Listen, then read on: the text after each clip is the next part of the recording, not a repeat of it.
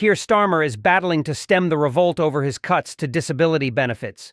With about 50 Labour MPs concerned, the new concessions will create a two-tier system where existing and new claimants are treated differently. Senior government sources insisted things were moving in the right direction for number 10, with the whips phoning backbenchers to persuade them to support the bill on Tuesday.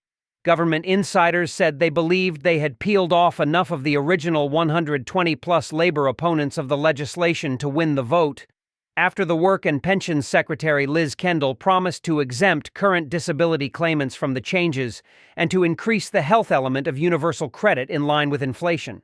However, Rebel MPs will attempt to lay a new amendment on Monday, giving colleagues a chance to delay the bill, which will still involve £2.5 billion of cuts to future disability benefits. The continuing row over the changes is likely to blight the week that will mark the first anniversary of Labour's return to power. In an interview on Thursday, Starmer admitted to a range of mistakes, including using the phrase "an island of strangers" in an immigration speech and hiring his former chief of staff, Sue Gray. His government has made a series of U-turns in the last 12 months, but his handling of the welfare bill might be the most damaging episode of them all. Starmer will next week be hoping to draw a line under the difficult period, in which the government has also reversed cuts to winter fuel payments and changed course over holding an inquiry into grooming gangs. Dozens of Labour MPs are continuing to criticize the welfare cuts on a Labour WhatsApp group.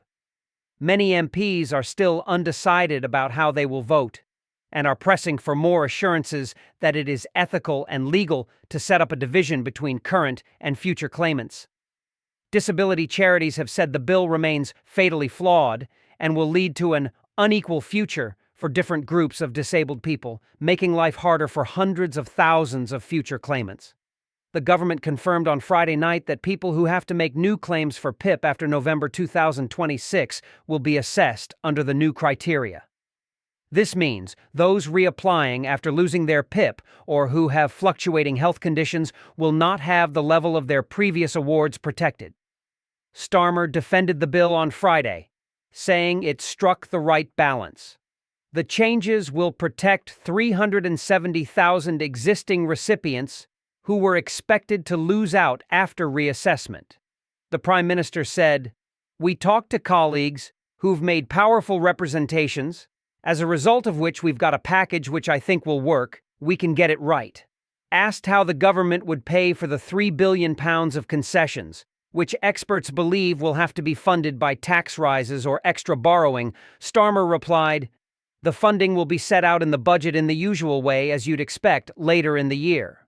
There would need to be at least 80 rebels to defeat the bill, and government sources were quietly confident they had given enough ground after Meg Hillier, the chair of the Treasury Committee, said she would back the legislation following changes. Others were unconvinced. One leading rebel said, "Everyone but a handful of people is unhappy, even if they do end up reluctantly backing the changed legislation." Another expressed frustration that number 10 and the whips were trying to bounce people into agreeing before we've seen enough details. Rachel Maskell, the Labour MP for York Central, a leading opponent of the bill, said, "They are going to have to go back to the negotiating table. Deaf and disabled people's organizations are rejecting these changes as it fails to address future need and gives no security for people with fluctuating conditions, for instance, where people are in remission."